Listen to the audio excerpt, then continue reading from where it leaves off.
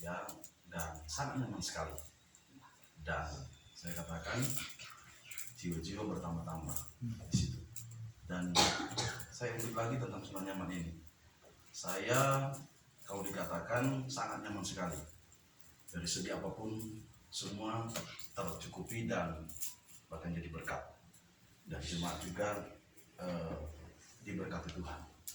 Nah, ketika saya keluar dari zona nyaman itu, kita di tempat yang sampai hari kemarin saudaraku, istilah bilang begini, ya kita harus lalui hal seperti ini, harus pindah di tempat, walaupun Steve bilang cukup besar rumah ini, memang cukup besar, tapi di situ saya lihat kenyamanan dari Tuhan, bukan kenyamanan saya.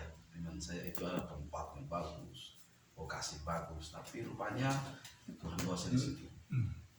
Dan 2 hari yang lalu saya ditelepon sama satu anak Tuhan, Pak Muswan sudah cari tempat untuk tempat ibadah. Saya bilang untuk sekarang ini saya di sini dulu, sudah cari aja, nanti ke depannya gampang. Saya bilang sama dia, sama istri saya, adalah nggak usah dengan manusia, kata-kata. Saya mau belajar di zonanya Tuhan, gitu. Bukan zonanya saya, zonanya Tuhan, supaya saya belajar tentang bagaimana saya kembali berbaur dengan lingkungan. Dan walaupun juga banyak kehilangan jemaat yang saya layani, ada banyak hal yang terjadi dalam pelayanan, tetapi saya melihat ada juga jemaat yang Tuhan tanamkan di situ. Sampai saya bilang, Bapak Ibu saudara sekalian, adakah ya dan para saudara yang mau pergi lagi? Sampai saya bilang di TV, Pak, karena cukup banyak yang keluar dari jemaat di Ruko. Kalau hadir semua sekitar 40 jiwa. Kalau sekarang hadir sekitar 15 orang. Saya katakan kepada beliau, memang ada masalah di jemaat ketika saya keluar dari Ruko. Prof. Matius katanya semuanya tahu gitu ya. Saya ada cerita situ. Jadi saya bilang, kalau saudara mau keluar, silakan. Saya tidak tahan karena saudara ada jemaat Tuhan. Dan akhir cerita itu, saya kembali bilang sama istri, kita mungkin ikut arwahnya Tuhan.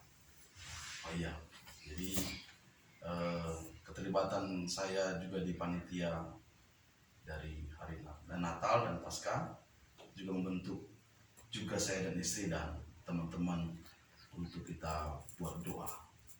Dan saya bilang sama kita Steve, untuk ini kita juga doa di doa Daniel, karena juga saya juga pernah ada di situ, di tempat dimana saya juga berjumpa dengan istri saya, doa Daniel.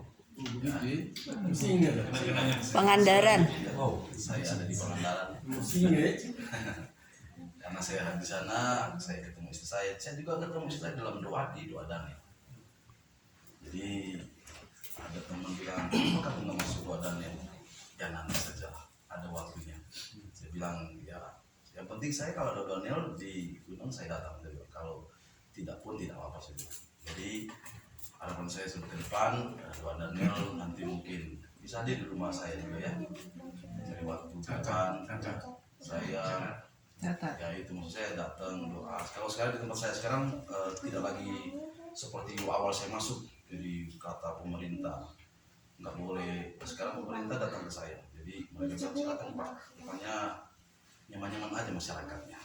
Gitu. Jadi saya juga senang situ karena ini campur tangan Tuhan.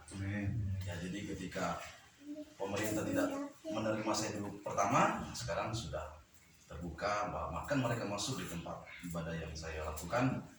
Dia bilang, ya terus Pak, kalau bisa sih Bapak kerja rumah ini. Saya bilang, itu Tuhan punya urusan. Saya bilang, urusan saya mau ibadah dulu, saya minta juga kebijakan dari pemerintah. Oh ya, oke.